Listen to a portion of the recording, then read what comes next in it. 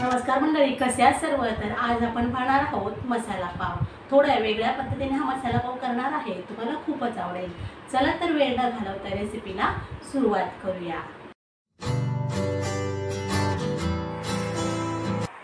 पॅनमध्ये 2 चमचे तेल घेऊया.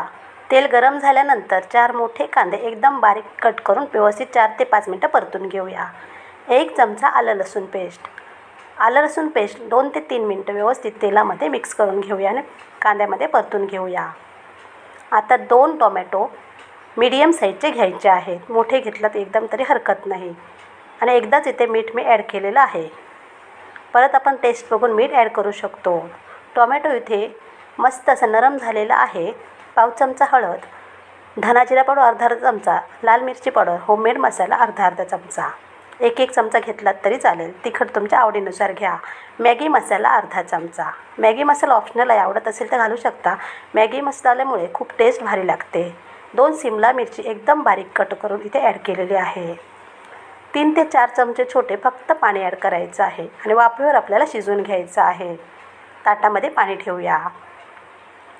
2 ते 3 मिनिटानंतर सिमला मिरची अगदी मस्त शिजते.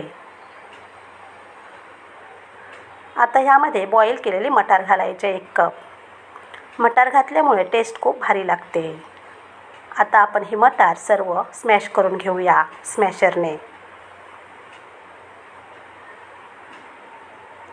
आता हे व्यवस्थित मिक्स करून झाल्यानंतर आपले मसाल्याचे जे स्टफिंग असेल ते तयार झालेलं आहे. आता आपण ह्यावर भरपूर सारी कोथिंबीर घालूया. मटार बॉईल करताना जरासं मीठ घातलं होतं. मस्त असं स्टफिंग तयार झालेलं आहे. यामध्ये बॉईल केलेले मटार घातल्यामुळे अतिशय चवीला भारी लागतो. तर आता बटर घेतलेलं आहे. यामध्ये पाव घेऊया आणि गरम करूया. त्यानंतर ह्यामध्ये हे सर्व स्टफिंग भरूया. एकदम सोपी रेसिपी आहे. एकदा नक्की करून पहा. तुम्हाला हे नक्कीच आवडतील आणि तुमच्या मुलांनासुद्धा आवडतील. याचं सर्व साहित्य डिस्क्रिप्शन बॉक्समध्ये दिलेलं आहे, ते तुम्ही चेक करू शकता.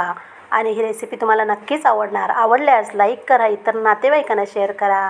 चॅनल नवीन असाल तर सबस्क्राईब करून बाजूला बेल आयकॉन क्लिक करा. धन्यवाद.